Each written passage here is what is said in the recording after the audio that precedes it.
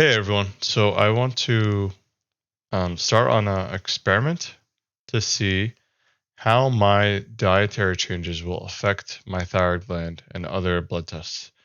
So as of December 18th, which is actually not when I'm recording this, but that's when I started the experiment, I had been eating a certain way, taking a certain amount of medication, and then taking a certain amount of supplements. So I'm going to review that all real quick, and then I'm going to go over kind of what I've started doing since the 19th of December, and then show you the blood test that I bought. And the idea here is that all of these blood tests, which represents about 108 biomarkers, I'm going to do a before and after, and I'm going to change nothing except for my diet. So let's get right into it. So again, mission is to see how the dietary changes affect the underactive thyroid and other biomarkers.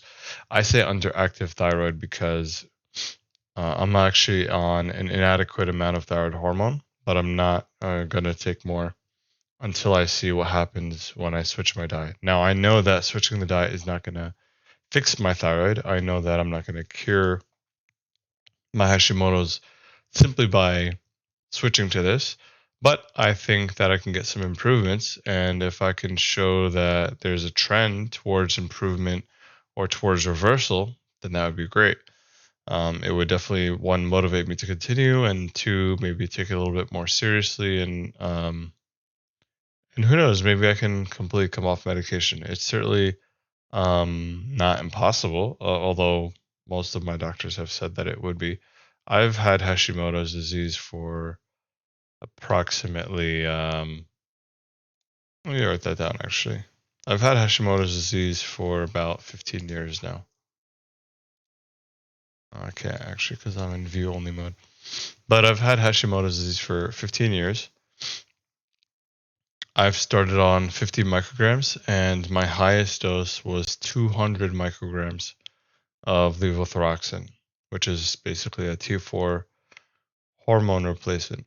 I used to take it in the morning, and then eventually I changed it to before bed at night, and that helps me a lot. I feel like it's just easier, better absorption. I don't eat at night, so I don't have to worry about competition in my gut as far as when I take the supplement and when it gets absorbed and all that good stuff. So, getting right into it, here's where I'm currently, or where I was currently at as of December 18th.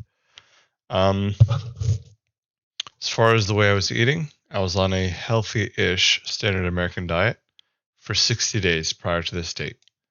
Um, what that means for me is minimal grains and gluten, moderate dairy, moderate vegetables, low to moderate fruit. I should probably also talk about protein, but I mean, you can imagine the rest of us protein. I would say moderate protein, and minimal caffeine. So I would drink decaf coffee, but I would have like soda or diet soda or other drinks that contain caffeine. I definitely did not overdo it. I'm not really an avid coffee drinker by any means. And I, over time, have tended to opt for decaf coffee just because I don't like to overdo it, especially if I don't need the caffeine. And I definitely try not to drink caffeine after 12. As far as like overall macros, I was probably averaging around 250 grams of carbs. So keep in mind, this isn't like ultra scientific in terms of like what I was eating before, because I was kind of just all over the place. Um, I just came back from vacation in Costa Rica. Just to let you guys know, my average meal was like gallo pinto, which is rice, black beans, um, corn tortillas. So again, no grains. And then I would have plantains, or some other sweet or carb, I guess. And then for dinner, for example, I would have like a fajita, which would be on again corn tortillas, unless they didn't have corn tortillas. Most of the time they did, and that would be basically pretty protein heavy with chicken, shrimp, or or red meat, like carne asada, and then basically with some peppers and onions and things like that. So I never overdid it in terms of the kind of foods that I ate. I tried to be healthy, and this is like, I say healthy relative to what the average American eats, but in terms of what I believe to be the absolute healthiest, I don't think I was anywhere near that. I did also have desserts occasionally. Actually, when I say occasionally, I had desserts every day, not necessarily with every meal. So that's how I justify the word occasionally. Frequency, I would eat twice a day about on average, and then I would take an occasional snack if I was getting hungry. But more often than not, as long as I was satisfied, I did not force a third meal, and I never really ate past 8 p.m. And then the thyroid medication, which is not going to change, I was taking levothyroxine 25 micrograms, one tab before bed. I'm going to continue to take levothyroxine 25 micrograms before bed. Supplements, so I have them here. This is Mineral Balance by Jarrows. They actually don't make this anymore, but I don't take the full serving size. The serving size is 6 caps. I take 2. So it's got pretty much everything, at least from a mineral perspective. It doesn't have all the vitamins, like it doesn't have beta vitamins.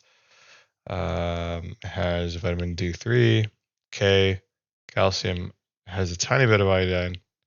The D3 also is not much, it's like 1,000 IUs. And remember, I'm only taking a third of the serving size. And then there's magnesium, zinc, selenium, copper, manganese, chromium, potassium. You can kind of look it up for yourself if you want. So that's, I know you didn't get a good look there, but again, you can look it up and get a really nice quality shot if you wanted to know exactly what's in there. And then the other thing I take is Lugol's. 2%. I do 1 drop in water or whatever liquid I'm drinking, more or less water. So I've been doing that already, and I've been pretty consistent. And I'm not going to change that. So I want to, again, keep the variables to a minimum. Otherwise, I exercise 3 days per week, but it was not heavy.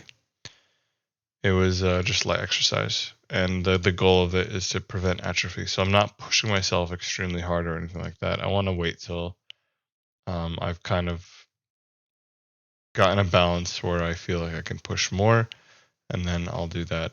But I think right now with my general metabolic deficiencies that working out harder or more frequently will do potentially more harm than help.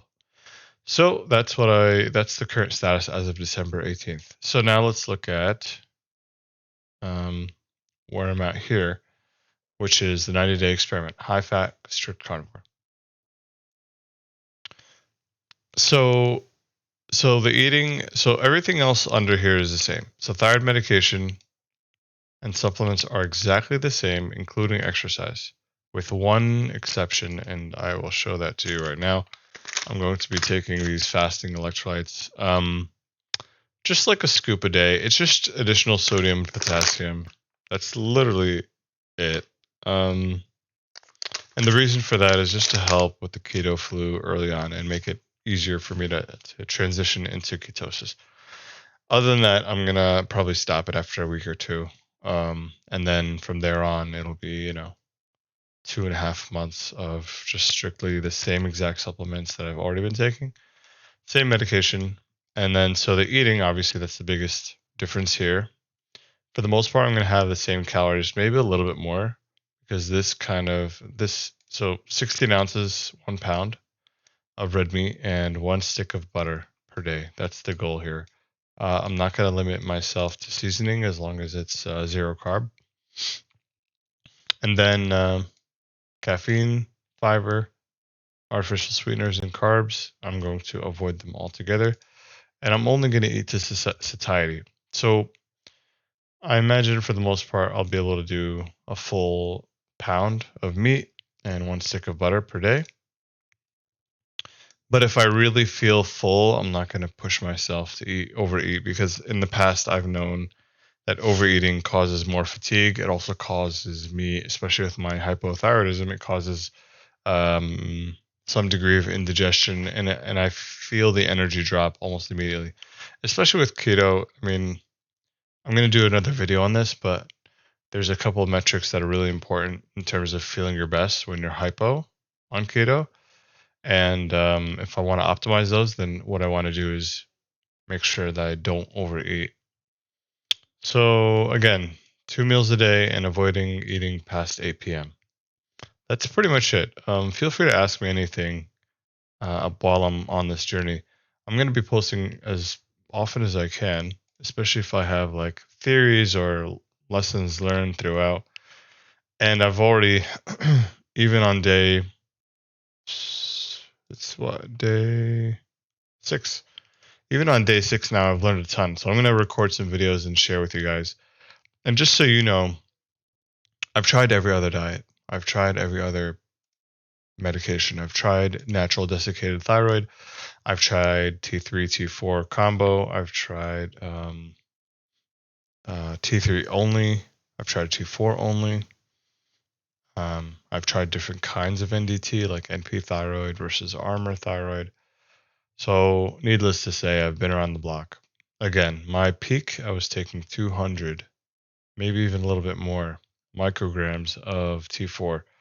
When I was on NDT, I was taking NP thyroid, and I was on the equivalent of, let's say, 225 micrograms of T4. And I know it sounds like a lot, but my TSH was still not below 1 sometimes.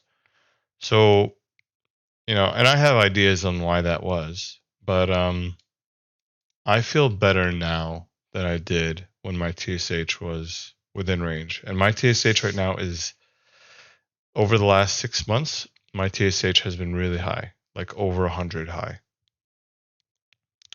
I'm sure you're probably wondering how I'm alive or even have the energy to record right now. And again, this is why I believe that this is a very misunderstood disease or disorder. But anyway, so the blood test that I'm doing cost me 1,100, although I got a little bit of discounts, so I think the total came out to 800. But nonetheless, that's a lot. And I could have gone to a doctor. I do have insurance, but unfortunately, every doctor I've been to has been like, no. Like, sorry about that. My headset ran out of battery, so I had to plug it in. So to repeat that, blood test panel. Most of the time when I go to a doctor, they'll tell me that they're not gonna do all this. Like, for example, even something as basic as vitamin D, they'll say, "Listen, most Americans are deficient. Just take supplements. I'm not even gonna bother," and they'll refuse to test it. I don't know why they don't think it's necessary, but whatever. I'm not gonna argue with them. I'd rather just spend the money and get exactly what I want to get. So this is the list, and within this list is lists. So, for example, the lipid panel has like 4 under it. The fractionation panel has like 6 different lipoprotein fractionations. Omega 3 and 6, those are like 3 different tests. So when you look at all this and combine it, it's over 108 tests. But I think I covered everything here. I have my lipids, my CBC comprehensive metabolic panel. I have cortisol, I have creatine kinase. I have my hormones like estrogen and testosterone, ferritin, FSH, and LH, homocysteine, inflammation markers, insulin, and hemoglobin A1C, magnesium and other minerals, selenium. Obviously, I have the full thyroid panel, uric acid, vitamin B12, and folate, and zinc. That covers everything. So I hope this will be a fruitful journey. I'm sure it will be. And I'm happy to share it with everyone. And again, feel free to comment.